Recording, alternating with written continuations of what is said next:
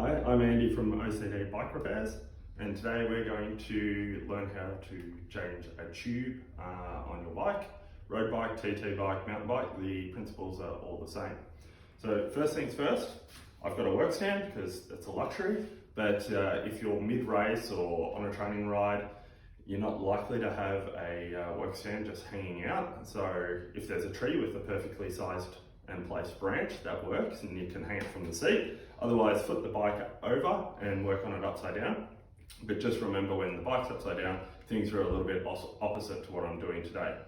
Now, if you have a flat tire on the rear, it's really important to get the gear to the very bottom of the cassette. So the smallest gear at the back makes it a lot easier to get the wheel in and out. Today we've got a flat front tire. So first things you need to do is release the brake caliper, which if you have disc brakes, you don't need to worry about this. But if you've got road calipers or a TT bike, make sure you release that. It makes it a lot easier to get the wheel in and out. So you take the wheel out, loosen off the skewer, and it will lift out if your bike's upside down. Now, one thing to note, it's always good to push the valve up into the tube. That helps to release the tyre from the inside of the rim, which then makes it easier to get off. So fingers crossed you haven't torn your tyre or got a big piece of glass through it. And depending on your wheel and tyre combo, sometimes you can just lift it over by hand. But these days with tubeless tyre systems, the tyres are getting tighter on the rims, so it doesn't quite work. Now these are great little kegs. Our friend Cycle Speed in Melbourne, along with most bike shops, they give you everything you need in a handy little travel compartment without needing to worry about a saddlebag on your bike. So we've got our replacement tube.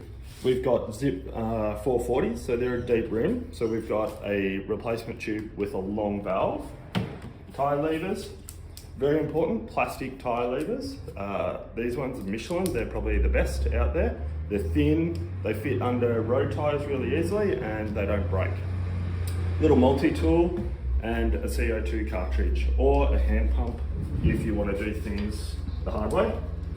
Now first things first, opposite the valve, you just want to just catch the edge of the tyre with the tyre lever, and then the second one, and just loop them over. Then just slowly work that out, swap sides. You might need to ease the tension a little bit, and then you lift a bit more out. And then just work your way around a little bit, and you'll feel the tyre pop off and lose that tension. From there, you should be able to work by hand. So you just force it off the rim a little bit till you can get your hand under there. Now, if you've got plastic tyre levers, you can just put the opposite end in and just slide it around. Makes things a little bit quicker. Now, this tyre, or this tube, it's got a little bit of sealant in it, which is always a great trick when you're racing.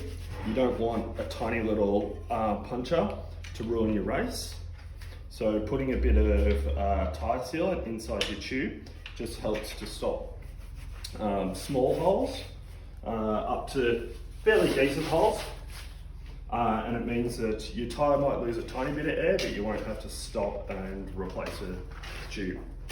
Whereas if you're not running any sealant and you get a hole, you're in a lot of trouble. So that is our flat tube. Now, most importantly, take this time to run your hand around the inside to make sure that there's nothing sticking through. No little bits of glass, no bits of wire, nails, things like that, because it sucks to put a whole new tube in, pump it up, and get a flat tyre again straight away. Just be careful, because if it is glass, you don't want to cut your hand. Now, to put it back in, we start at the valve. So first, just feed the valve through the valve hole and lift the tyre up. Then, you just slowly work the tube into the tyre, so it's just sitting inside the tyre.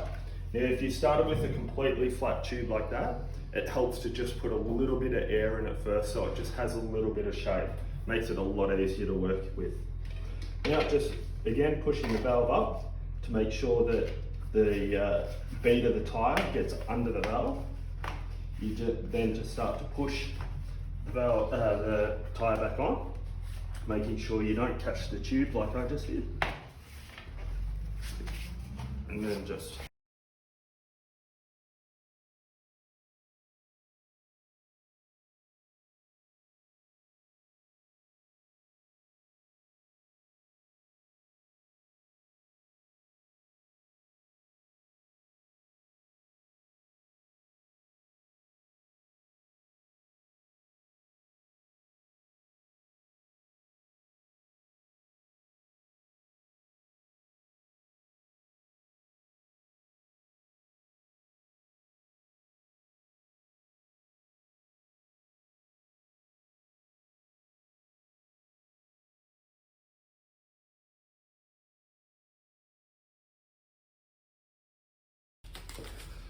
now, again, luxury of a workshop, I have a pump, but you can use CO2.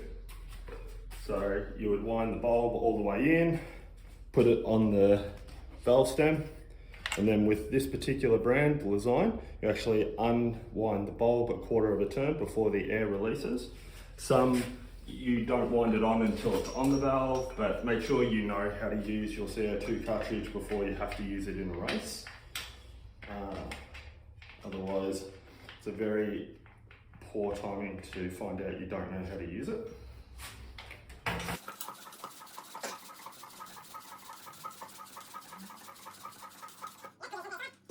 This has a pressure release, so releases all the pressure out of the hose, which makes it thread off the valve a lot easier.